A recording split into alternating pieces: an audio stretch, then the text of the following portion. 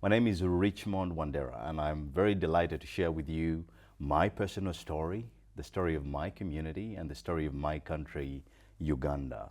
I come from a big family, and we were in a very healthy space. Even though my mom was married off as a young girl, and by the time she was 25, she had 6 children, she had my dad. And my dad, Stephen, was a hard-working man. He was a man who was diligent in his work, and we as kids were never in fear or in a place where we thought we have no future guaranteed, until that changed. I was only 8 years old when my father, he was murdered.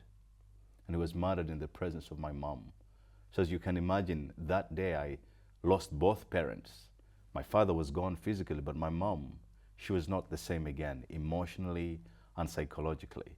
And soon, what we feared the most happened to us. We had this knock from the landlord with the news that we could no longer live in our house. So we ended up going to one of the worst slums in East Africa called Naguru.